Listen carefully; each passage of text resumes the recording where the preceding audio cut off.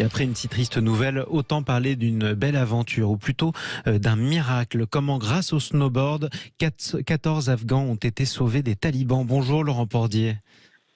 Bonjour. Soyez le bienvenu sur Sud Radio. Vous êtes responsable de la Commission nationale de snowboard pour la Fédération française, responsable du club Familia, ça c'est à Guzet.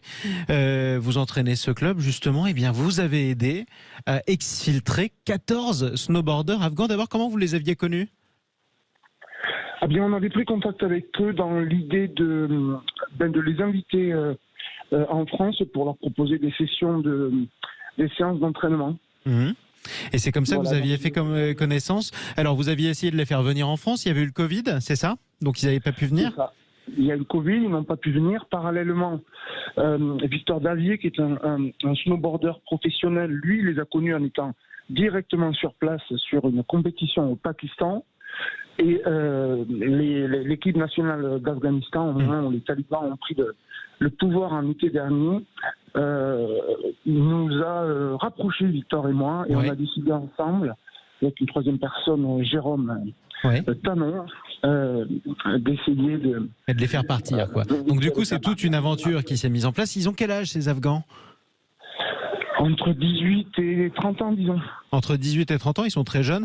Ils voulaient tous fuir le pays, ils ne voulaient pas vivre sous le joug des talibans. Donc du coup, vous les avez exfiltrés avec l'aide d'Américaines. Oui, c'est ça, nos anges américaines. Alors, Victor a un suivi assez remarquable sur les réseaux sociaux. Il avait posté une annonce et puis il y a deux jeunes femmes américaines qui se sont proposées pour aider à cette cause-là et qui ont été intervenues, qui ont été très très efficaces. On les remercie encore. Ouais, donc elles ont bénéficié notamment de l'aide d'autorités militaires américaines. Du coup, ces 14 sportifs afghans ont été exfiltrés. Ils sont plus en Afghanistan. Ils sont dans plusieurs pays, au Canada par exemple, aux États-Unis, pas en France.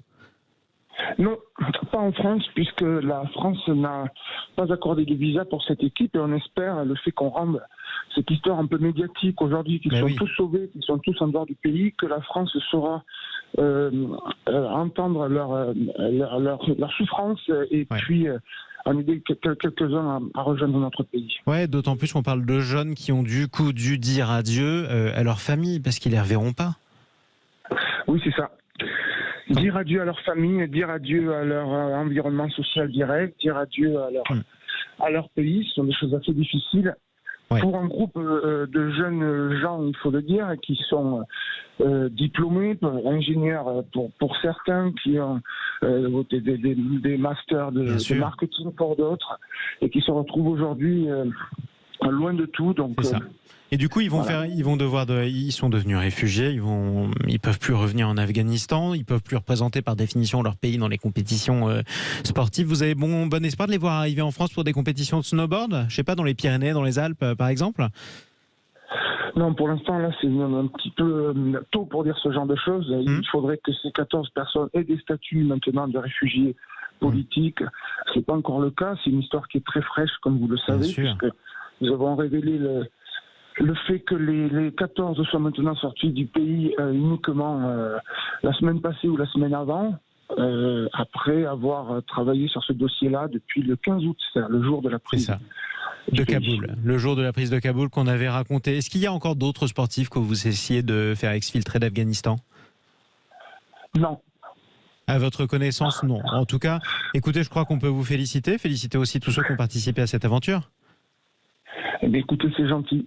Si ça Merci. peut amener un petit peu de lumière sur cette affaire-là, nous en serions ravis. Mais écoutez, c'est ce qu'on essaie de faire en tout cas. Et aussi. Quelque chose. Oui, allez-y. Snowboarders of Solidarity, essayez de nous trouver sur Internet. C'est vraiment l'association qu'on a montée. Le but du jeu, de la rendre médiatique, c'est aussi de les aider. Et voilà, vous pouvez nous trouver SOS, Snowboarders of Solidarity. Snowboarders of Solidarity. Merci beaucoup et bravo à vous et à tous ceux qui se sont retroussés les manches, Laurent Pordier.